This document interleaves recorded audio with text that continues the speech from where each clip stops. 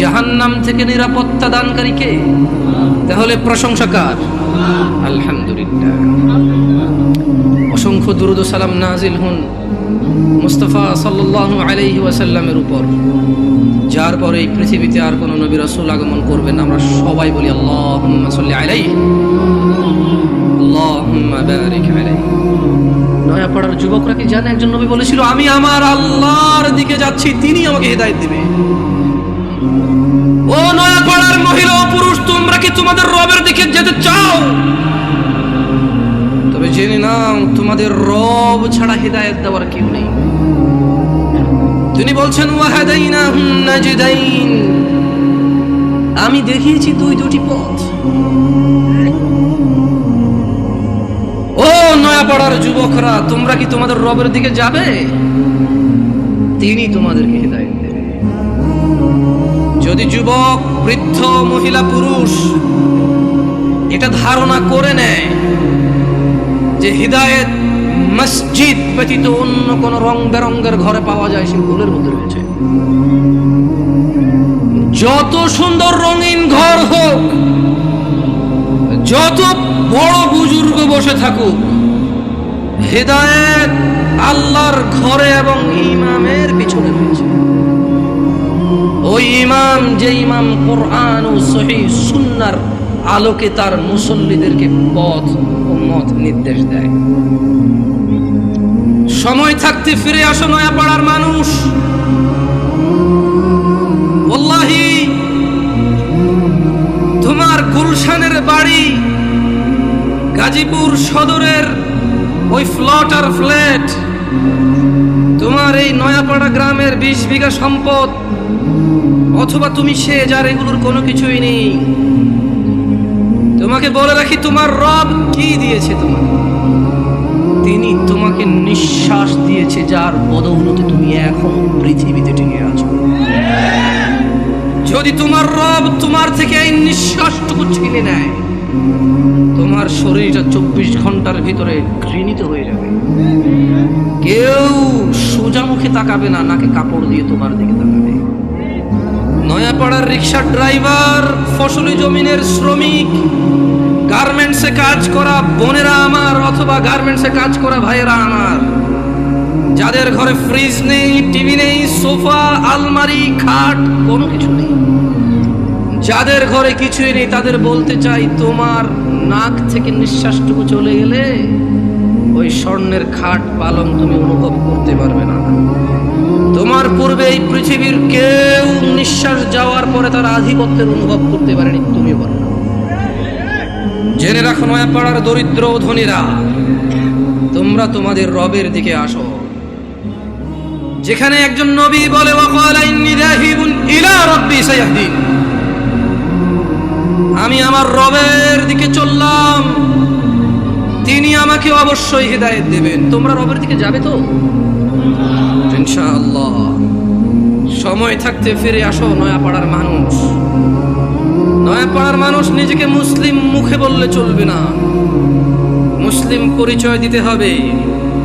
তোমাদের জন্য তোমাদের রবের পক্ষ থেকে সুসংবাদ রয়েছে, যারা তোমরা 5 ওয়াক্ত নামাজ আদায় করো, তোমরা যারা রবের সাথে শিরিক করো না, যারা তোমরা নবীর শিক্ষার সুন্নতের বিরুদ্ধে গিয়ে বিদআত ভালো বলে বাড়াবাড়ি করো না, তোমরা যারা নিজেকে মুসলিম বলে মুসলিম হিসেবে থাকতে প্রত্যেকটা অন্যায় অপরাধকে ঘৃণা করো, ন্যায় নীতির জন্য জীবন দিতে প্রস্তুত, তোমরা যারা, তোমাদের জন্য রবের থেকে সুসংবাদ রয়েছে।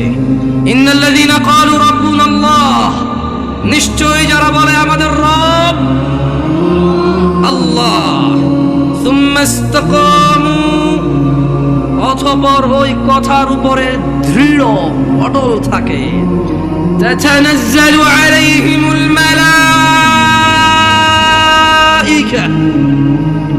যারা বলে আমাদের রব হচ্ছে আল্লাহ, এই কথার উপর যারা অটল অবিচল থাকে, আল্লাহ বলছে তাতানাজ্জালু আলাইহিমুল মালাইকা, আল্লাহ এই লোকগুলোর জন্য ফেরেশতা নাজিল করে। ফেরেশতারা ওদেরকে বলে, আল্লাহ তাখাফু, তোমরা ভীত হয়ো না, কিচ্ছু করতে পারবে না কেউ তোমাদের। 70 বছরের জীবন কে কতই আর কষ্ট দেবে, কতটুকুই বা দরিদ্রতা ভুগবে, কতটুকুই বা অসুস্থতা ভুগবে, কতটুকুই বা লজ্জিত অথবা অপমানিত হবে, কতটুকুই বা অবহেলিত হবে। আল্লাহ তাখাফু, ভয় পেও না। কতজন কতদিন মারতে আসবে বলবে, কতজন কতদিন বলবে হুজুর এখানে কোরআন সুন্নাহর দাওয়াত দেন, আমাদের বিরুদ্ধে যায় এমন কিছু বলিয়েন না। আল্লাহ তাখাফু, তোমরা ভীত হয়ো না, ওয়ালা তাহজানু, চিন্তিত হয়ো না, ওয়াবশিরু বিল জান্নাহ, ও তোমরা যারা বলো তোমাদের রব আল্লাহ, তারপর ওই কথার প্রতি তোমরা যারা অটল থাকো, ওয়াবশিরু বিল জান্নাহ, তোমাদের জন্য সুসংবাদ নিয়ে নাও জান্নাতের।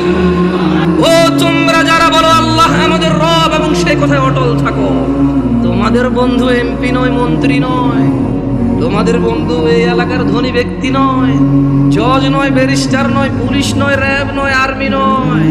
আল্লাহ বলছে যে ফেরেশতারা বলবে নাহনু আউলিয়াউকুম, ও আল্লাহর বান্দারা আমরা ফেরেশতারা তোমাদের বন্ধু। মানে যারা বলবে যে আল্লাহ আমাদের রব, এরপর 5 ওয়াক্ত নামাজ পড়ে এটাকে সাক্ষ্য দিবে, প্রত্যেক ওই অন্যায় কাজ থেকে নিজেকে বিরত রাখার সর্বোচ্চ চেষ্টা করবে, কোনো অন্যায় লিপ্ত হলে সঙ্গে সঙ্গে ক্ষমা চেয়ে অনুতপ্ত হয়ে সে অন্যায় থেকে ফিরে আসবে, আর বেশি বেশি আল্লাহর প্রশংসা করবে, বেশি বেশি নিজের প্রতি যে অনুগ্রহ তার স্বীকৃতি দেবে, আল্লাহ যে অনুগ্রহ করেছে, পিতা মাতা আত্মীয় স্বজন সব দিকে খেয়াল রাখবে।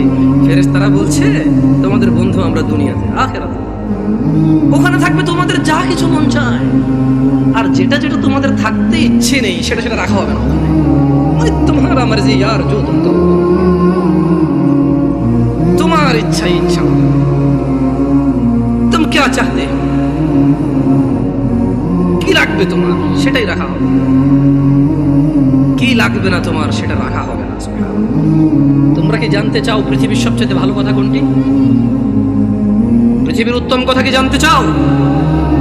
তবে শোনো, তোমাদের রব বলছে না ومن أحسن قولا ممن دعا إلى الله وعمل صالحا وقال إنني من المسلمين। আর তার চেয়ে কার কথা উত্তম যে মানুষকে আল্লাহর দিকে ডাকে এবং নিজে সৎকর্ম করে, وقال إنني من المسلمين, আর সে বলে আমি মুসলমানের অন্তর্ভুক্ত। আমরা কি মুসলমান? আমরা মুসলমান আলহামদুলিল্লাহ, আলহামদুলিল্লাহ। হ্যাঁ, আমরা মুসলমান। যদি ফজরের নামাজ না পড়ে মুসলমান থাকা যেত, আমরা মুসলমান যদি শুক্রবারে 8 দিনে 2 রাকাত নামাজ পড়ে থাকা যায় তাহলে আমরা মুসলমান। দিনে 17 রাকাত, সপ্তাহে 5-7-35 ওয়াক্ত পড়ে যদি মুসলিম হতে হয় আমরা ওই মুসলমান না। নয়াপাড়ার মানুষ, শুকরিয়া আদায় করো যে তোমরা মুসলমানের ঘরে জন্ম হয়েছ। মুসলমান হয়ে মরতে চান? একটা পরামর্শ দিবে, শুনবে? দেখো, আমার এখনো দাড়ি পাকে নাই, আমার জুব্বাও বেশি ঢিলে ঢালা না, যেহেতু আমি চিকন চাকন মানুষ, বেশি ঢোলা ঢালা জিব্বা পড়তে পারি নাই। আমার বয়সটাও খুব বেশি, তবে মরার বয়স হয়ে গেছে আলহামদুলিল্লাহ। যেদিন যে জন্ম নেই ওই দিন তার মরার বয়স হয়ে গেছে। মানে যে বাচ্চা এই মাত্র ভূমিষ্ঠ হলো জীবিত, তার মরার বয়স হয়ে গেছে, বুঝছে না? বুঝে নাই? সেই হিসেবে আমারও মরার বয়স হয়ে গেছে, কম হয়নি বয়স। তবে একেবারে মুরব্বী বয়স এখনো হয়নি, হয়েছে। যদি কেউ তোমাদেরকে বলে তোমরা শুধু শুক্রবারের নামাজ আদায় করে মুসলিম হয়ে আল্লাহর সামনে দাঁড়ানোর পরে আল্লাহ এটা গ্রহণ করবে, সে তোমাকে ভুল শিক্ষা দিয়েছে। আমি মানুষ, বয়সে কম হতে পারি, শারীরিকভাবে অত উঁচা লম্বা নই। আল্লাহ আমাকে যেরকম করেছে অনেক সুন্দর করেছে আলহামদুলিল্লাহ। আমি আমার পথ কাঠি নিয়ে সন্তুষ্ট আছি আলহামদুলিল্লাহ। ও নয়াপাড়ার মানুষ, মহিলা এবং পুরুষ,